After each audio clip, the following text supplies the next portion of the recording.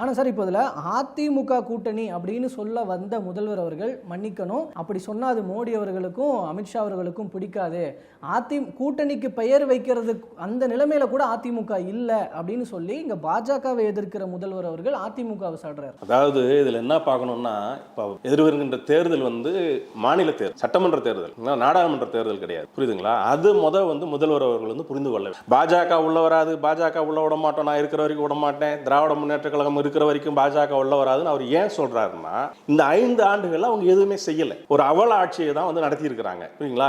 இங்க பிரதான எதிர்க்கட்சி யாரு? அனைத்து இந்திய அண்ணா திராவிட முன்னேற்ற கழகம். உண்மையான போட்டியை எடுத்துக்கொண்டால் சட்டமன்ற தேர்தலில் திமுக கூட்டணிக்கா அதிமுக கூட்டணிக்கா அப்படிங்கிறதா இங்க இது, புரியுதுங்களா?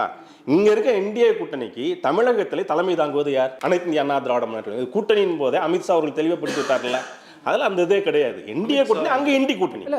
ஆனா நடக்கிற நிகழ்வுகள்ல இபிஎஸ்க்கு முக்கியத்துவம் குறைக்க இல்ல ஒரு விஷயம் சொல்ல வரேன் பாருங்க. அதாவது முதல்வர் தொடர்ந்து டெல்லிக்கும் நமக்கு தான் போட்டின்னு ஏன் சொல்றாருன்னா, புரியுதுங்களா? இவர் டெல்லியை காமிச்சுக்கிட்டே இங்க மக்கள்கிட்ட பாஜக வந்துரும் சொல்லிட்டு ஒரு தவறான ஒரு பிம்பத்தை கட்டமைக்கிறார். நடக்க போறது சட்டமன்ற தேர்தல், புரியுதுங்களா?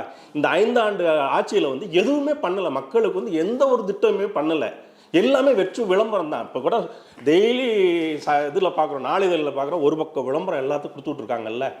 இப்போ சென்ற சனிக்கிழமை பார்த்தீங்கன்னா எல்லா நாளிதழையும் ஒரு பக்கம் விளம்பரம். நான் முதல்வனில் 56 பேர் யூபிஎஸ் எக்ஸாமில் தேர்வு பெற்றிருக்காங்கன்னு சொல்லிட்டு, அதோட உண்மைத்தன்மை என்னன்னு தெரியுமா?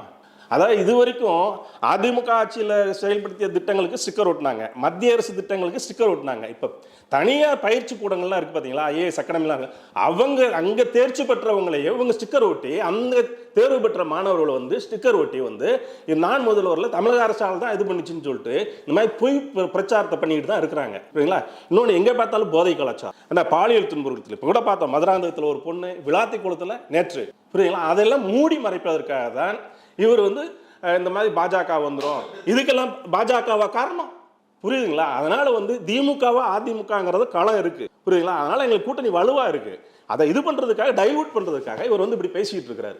நாட்டில் பற்றி அக்கறையே கிடையாது. இப்போ சென்ற 7ஆம் தேதி கூட துணை முதல்வர் தூத்துக்குடி போய் ஒரு திட்டத்தை தொடங்கி வச்சிருந்தார். இவங்க என்ன ஸ்டிக்கர் ஒட்டினாங்க தெரியுமா? அது ஆக்சுவலாக பார்த்தீங்கன்னா மத்திய அரசு திட்டம். அது ஒரு திறந்து வச்சு தமிழ்நாடு அரசு கொடுத்த மாதிரி ஒரு திட்டம். இப்படிதான் போலியான ஒரு ஆட்சியை நடத்தி கொண்டு இருக்கிறாருன்னு தான் உண்மை. உண்மையான போட்டி திமுகவுக்கும் அதிமுகவுக்கும் தான், புரியுதா? மக்கள் அப்படிதான் பாக்குறாங்க, மக்கள் அப்படிதான் பாக்குறாங்க, புரியுதுங்களா?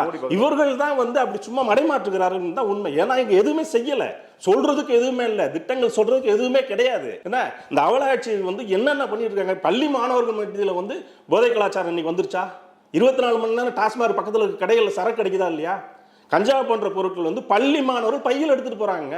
அதெல்லாம் பேசுறதுக்கு யாருமே பேச மாட்டாங்க. அதெல்லாம் மூடி மறைப்பதற்காக தான் அங்க மோடி பாஜக வந்துரும் அப்படின்னு சொல்லிட்டு பண்ணிட்டு இருக்காங்க. இது எதுவுமே மக்கள் மத்தியில் எடுபடாது அப்படிங்கிறதா உண்மை.